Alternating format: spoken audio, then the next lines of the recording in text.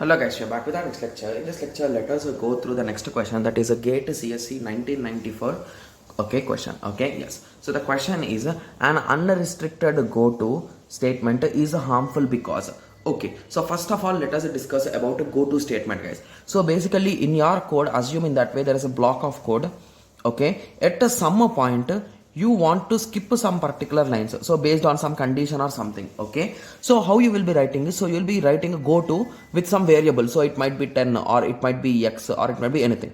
So you will be using go to 10. So in somewhere in your code you will write a 10 colon and you will write all the statements belongs to those things. So basically if this statement is executed, the code will skip all the statements in between these both, guys. Got it? So that's the logic here. Yes. So now the question is, this is an unrestricted use of goto.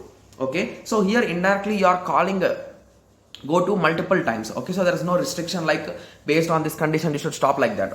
So at that time, what will be the harm for the code, or what is the tough is the question, right? Yes. So it makes it more difficult to verify the program. Yes, that is true. So basically whenever we are using goto, it is one of the most complex thing, guys. So if you know the code, if you did the code, it's okay, you can understand the logic. But if someone did the code and if you are trying to analyze his goto statements, so he will write here, he will go to some other statement, and after executing this, after he will again go to some other statement. So in this way the flow will be really confusing, guys. So that is the reason why option A seems to be really good. And the second option is, it increases the run time of the program. So how will it will increase, guys? So it will execute the statements as per the requirement only, right? Yes. So hence this option is not correct. So it increases the memory requirement. So it is the same program. So if the flow is different, so basically just give me a second.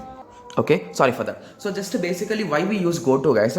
So if there are some blocks of code which are being repeated multiple times and you want to write them in the same function or same class or somewhere, so at that time you want to call this a function, call that block again and again, or call this block will call this block will call this. So in that way you will be writing these callings.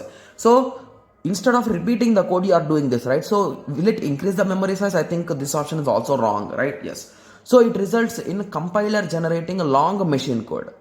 No, this is also wrong, right? So here we are trying to reduce the code by using goto. So basically if there are some repeated steps, so those will be repeated without we are not writing the code, right? Yes. So that is the reason why I think the only issue will be, it is hard to decode, guys. So basically if you want to verify, if you want to debug the code, it's really a bit tougher. So if you did the coding, you can understand, right? But if someone else is checking your code, it will be a bit tough for them to understand. Yes. So I hope everyone got a clear idea that why I am thinking A should be the correct answer. So in the next lecture, let us continue with the next question. Thank you. Thanks for watching. Like, share and subscribe for more awesome videos like this. Thank you.